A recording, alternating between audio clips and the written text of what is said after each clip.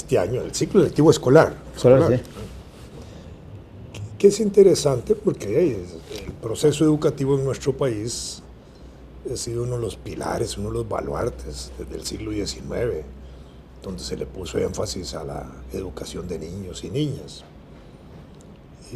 Incluso a veces con una mala información se cree que la educación de mujeres fue tardía, y no, en realidad casi desde la independencia mismo las municipalidades que empezaron a impulsar la educación abrieron ese proceso para que las niñas también fueran. Después Castro Madrid y ahí fue para arriba, pero con la ley de enseñanza, con la disposición aquella de Jesús Jiménez Zamora, el papá de don Ricardo, que fue presidente en el año 1869, que se dispuso la obligatoriedad de la enseñanza gratuita costeada para los niños, y se le dio un énfasis y se apuntó en una dirección muy importante en el país hacia el valor educativo, a diferencia de lo que pasaba en Centroamérica. Sin embargo, ese precepto que todavía existe de hacer obligatoria la enseñanza gratuita y costeada por el Estado para los niños no se aplica, porque hay miles de niños que no van al proceso escolar y además los que desertan. Y me parece a mí que, es decir, el Estado y los gremios, aquí los sindicatos, porque ahora todos son sindicatos educadores, deberían de alguna manera amarrar algún tipo de política para asegurar que efectivamente los niños puedan ir a las escuelas, y eso requiere más obra de infraestructura, aulas, pues hay que hacerlas. Y hay que apuntarse ahí en un plan nacional, en un acuerdo nacional. Si requiere más maestros, hay que buscar cómo se asegura más maestros. Pero los maestros yo creo que abundan en el buen sentido de la palabra, porque se producen por montones, ahora por las universidades públicas y por las universidades privadas que están haciéndolas. No discuto aquí, digamos, ni planteo el problema de la calidad, pero digamos, sí, existe la abundancia. Y un dato que leí recientemente que me asombró, que decía algo así como que el 48% de los niños que están en pobreza extrema no van a la escuela. Y eso me parece gravísimo, porque, Fernando, si pensamos que el 48%, que son varios miles de niños, son personas que van a ser inútiles, van a ser una carga para el Estado, van a ser una carga para la sociedad si no se les mete dentro del proceso formal de la educación y se les da alguna opción de progreso y de superioridad social, me parece a mí, o de movilidad, o de expectativas salariales incluso. Eso me parece gravísimo. Sí, es cierto. Ahora, bueno, yo estaba justamente pensando en esa línea, después de leer la noticia de que comenzaba el curso con, si no me equivoco, 7 colegios sin instalaciones. Sin instalaciones. Sí, claro. A mí me tocó la experiencia, siendo muy joven, de formar parte del personal docente de un colegio que no tenía instalaciones. Entonces, claro, se creó alegremente, y creo que lo digo mal porque fue justo que se creara por el lugar donde se creó y con la intención con que se creó. Fue el Liceo del Sur. Ah, sí. El Liceo del Sur, yo formé parte del equipo docente fundador, encabezado por don Claudio Sánchez Fernández. Y bueno, el colegio se creó y se le dieron para trabajar las facilidades en periodo marginal del día de una escuela en Barrio Cubo, la Escuela Mardengo. Naturalmente eso planteaba unas incomodidades tremendas, sobre todo porque iba dirigido expresamente a satisfacer una demanda de cupos escolares en ese nivel en los barrios del sur que llamaban. Entonces entendamos por eso Cristo Rey, Barrio Cuba, Sagrada Familia, los incipientes Atillos, en fin, y Atillo mismo. Y claro, hay algunos de la abuelita, no pocos. Entonces, el estar ahí, pues, yo no lo voy a decir, es cursilería casi, pero visto desde la perspectiva de quien fue el director, don Claudio Sánchez, era un apostolado. Yo me preguntaba, ¿cómo se acepta dirigir esto y hacer lo que se está haciendo aquí en estas condiciones? Pero claro, yo creo que él entendía mejor que nadie la misión. Era terrible. Era terrible porque uno conocía de cerca las condiciones socioeconómicas de esos muchachos. Fueron 800 los que iniciaron. Era un contingente bastante grande. Algunos de ellos eran ya casi de mi edad. Eso era muy interesante. Y bueno, a partir de ahí, siempre me hago la reflexión. Bueno, se empieza de cero, claro. Pero debería haber un sistema casi de emergencia que se construyan facilidades a tiempo para que no, porque además los niños, estos niños, estos jóvenes, vienen en condiciones desventajosas totalmente.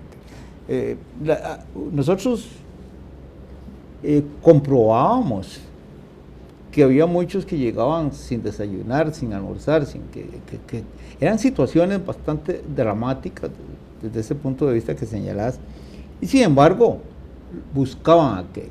Oye, yo hago un repaso y veo a muchos de los que fueron mis alumnos que se han destacado como magníficos servidores de la sociedad costarricense, ¿verdad? Y que bueno, uno tiene que pensar que la quijotada de don Claudio Sánchez no fue en vano, pero no tendría que ser solo a base de quijotadas. E incluso los que formamos parte del equipo docente, pues tengo que admitir que teníamos que estar imbuidos de un entusiasmo muy particular, pero que después de haber pasado, yo estuve ahí hasta sacar a la primera promoción, que fue magnífica, y después de esa experiencia yo quedé muy marcado por ese problema. Yo recordaba, por razones familiares de gente que conocíamos en la Guásima, que en el tiempo en que yo era estudiante de primaria, en lugares como la Guásima había un funcionario que se llamaba agente de policía que le ponía multas a los papás que no mandaban a los hijos. Y en el siglo XIX podían meter presos a los papás. No, claro. Que no mandaban a los chiquitos a la escuela. Y por eso me conmovió una vez que leyendo a un biógrafo de Tolstoy reciente, hace unos poquitos años, comentaba que Tolstoy era un noble que tenía siervos. En la estructura de Rusia de su época eran siervos. Sin embargo, su comportamiento con los siervos era muy particular. No le gustaba ese comportamiento a otros nobles terratenientes. Él nunca levantó el látigo para castigar a un siervo, excepto en la ocasión en que descubrió que uno de sus siervos no mandaba el hijo a la escuela, que él propiciaba, en todo caso. Y eso, claro, yo no considero adecuado que se le dé latigazos a un padre porque no manda el hijo a la escuela, pero me parece que representaba una visión razonable de la importancia que tenía el aporte de la educación al desarrollo social de la gente, al acceso a las oportunidades. Y ese es el gran fraude que yo encuentro aquí. Porque finalmente hay una reflexión que le escuché un día de estos a uno de estos políticos de izquierda de Estados Unidos. Bueno, la escuela pública, la universidad pública en general, son financiados por los impuestos. Entonces hay un aporte de todo el mundo. Entonces la gente que por situación de pobreza no puede pagarse la educación de sus hijos en un sistema como el de ellos, está siendo se le está robando, porque ellos, por aquello que consumen, pagan impuestos, por ejemplo. Y bueno, ahí está el problema. Y vos señalaste el hecho de que en Costa Rica pareciera que no habría escasez de educadores. Me parece, es decir, Sí, que es en una- teoría me parece que no hay nada que lo justifique si se producen cientos por año. No, es una percepción que yo también tengo. Yo creería eso. Sin embargo, yo tengo que recordar aquí, ya una vez lo comenté, un pecado que una vez cometimos los rectores de las universidades públicas. Fue el último año de mi función. El ministro de Educación hizo saber que iba a presentarse un déficit de maestros en periodo corto y pidió que nos reuniéramos para tomar medidas. Y bueno, hubo las reuniones del caso. Y una medida que se tomó, de la que yo no hoy, de la que dudo hoy muchísimo, consistió en lo siguiente: las universidades recibieron un aporte presupuestario extraordinario para que ampliaran el cupo de admisión. Pero el significado de eso era que entonces el corte de admisión en las que tenían, por ejemplo, la Universidad de Costa Rica y la UNA, se bajaba. Se bajaba solo para efectos de Educación. de entrar a educación. Y eso, si comparamos eso con lo que todos decimos y creemos que ocurre en Finlandia, donde la profesión de educador es privilegiada, no calza, esa es la otra cuestión. ¿Cuál es el estímulo material, como tiene que haber, y social en general, que realmente recibe la persona que con talento quiera dedicarse a la educación? Eso es otra cosa que tiene que resolverse. Porque lo ideal sería que un porcentaje importante de los, llamémoslo de alguna manera, y antropológicamente eso está equivocado, pero de los mejores, gente que es capaz de adoptar una vocación y cumplirla con excelencia, con imaginación, con creatividad, que sean educadores. Porque de lo contrario, entonces quedaríamos en aquello de que son los de la parte de abajo de la lista de admitidos los que... Y eso a mí me quedó eso como un pecado que compartí con los otros rectores. Yo no fui yo solo. Pero de todos modos, cuando recuerdo el incidente, veo que yo no podía haber dicho que no. No veo cómo, pero lamento haber tenido que hayamos tenido que recurrir a eso en aquel momento. En la actualidad puede ser que ya no sea necesario eso, pero de todas maneras, habría que buscar modos de que un joven de 18, 19 años, 17, que se va a enfilar hacia una profesión, encuentre glorioso, verdaderamente glorioso, adoptar la profesión de maestro. Sí, yo estoy de acuerdo. Además nos hemos dedicado a la docencia y hemos amado la docencia y la hemos hecho como apostolado también, porque claro, la verdad no ha sido, no ha sido un castigo ser profesor. Los alicientes, vamos a ver, es que por supuesto ahora las cosas han cambiado un poco también desde el momento en que yo empecé a reflexionar sobre esto, cuando leo a Bauman a propósito de eso que llama él la modernidad líquida y todo eso. En la actualidad, todo es tan precario, o más que precario, tan incierto, que ya casi no existen ámbitos profesionales en los cuales un joven, al lanzarse a ellos, tenga seguro que va a ser una buena salida. Los cambios se dan, los cambios incluso algunos artificiales, ¿verdad? Pero se dan con tal velocidad que para un planificador universitario decir que puede hacer una predicción razonable de las necesidades profesionales de la sociedad dentro de 5 años No, el que me diga que sabe eso, le digo que es un mentiroso. O un brujo. ¿Ah? O un brujo. Bueno, un brujo, pero ya eso es otra historia, ¿verdad? Sí, Claro, claro. Porque decir, los cambios son aquí Esto, supersónicos. supersónicos, Eso es ¿verdad? cierto. Y claro, no se trata de verlo todo con el ojo pesimista, pero tienen que darse golpes de martillo ahí donde hay que darlos para ir rompiendo un poco esa situación de incertidumbre y sobre todo de injusticia, lo que vos señalaste. ¿Cómo es posible que entonces un niño costarricense, porque nace en condiciones socioeconómicas dadas, tiene sellado su futuro como en una tumba? Pero no hay ninguna preocupación nacional, estatal, social ni gremial por ellos.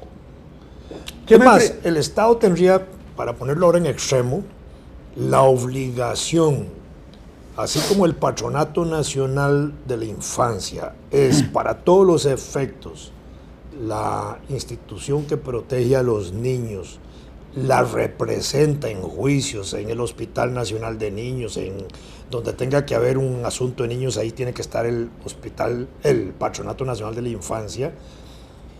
El Patronato Nacional de la Infancia podría de modo efectivo, real, asumir la paternidad, la patria potestad de esos niños, protegerlos y garantizar que se les pueda dar la educación adecuada. Y habría que crear una institucionalidad que permita eso, yo creo.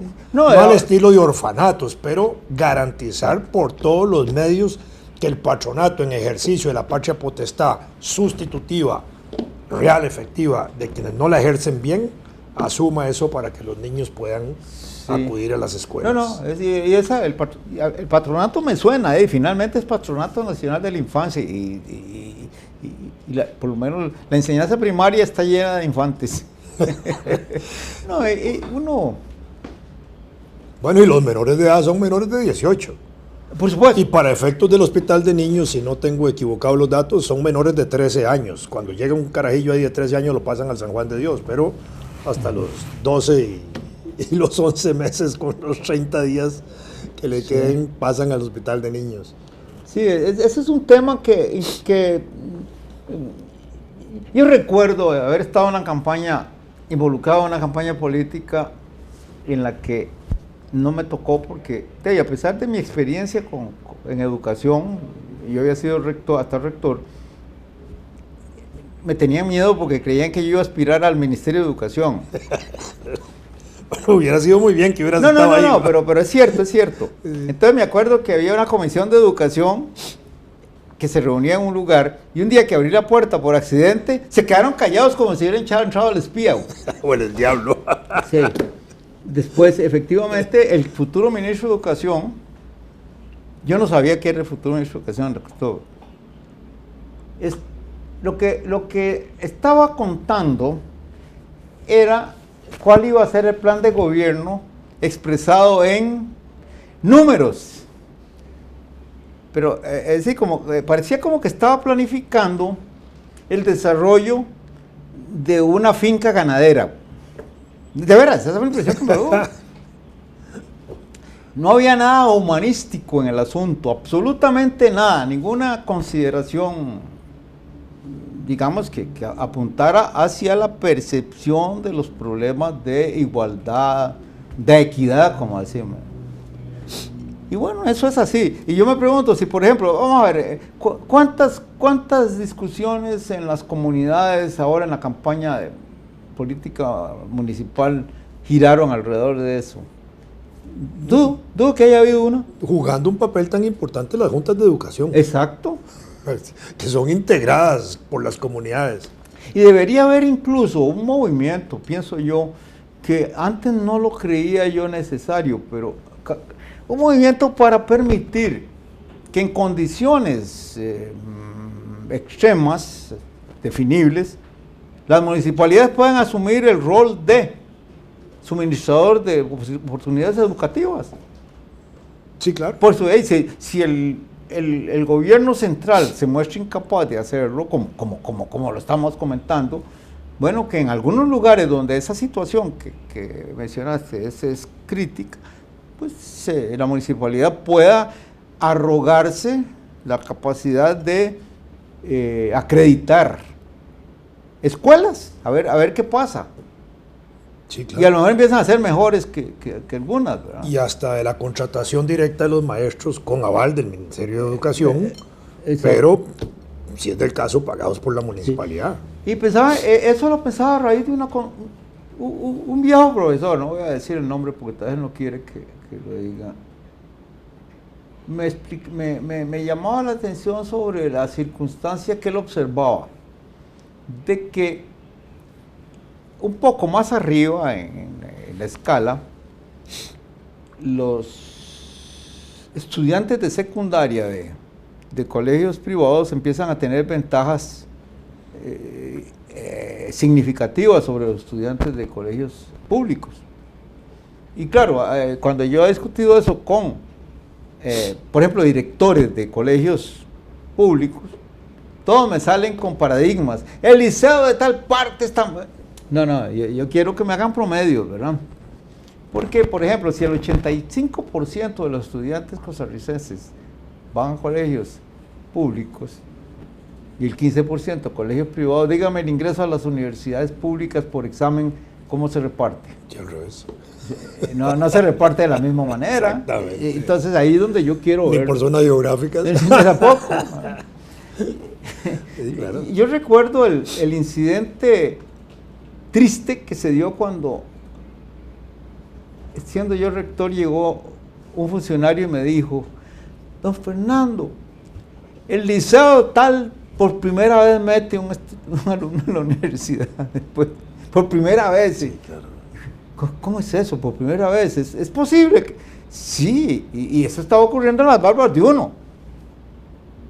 Ahora, como ves, el asunto lleva siempre a discutir todas las dimensiones del sistema educativo, pero que es esencialmente injusto.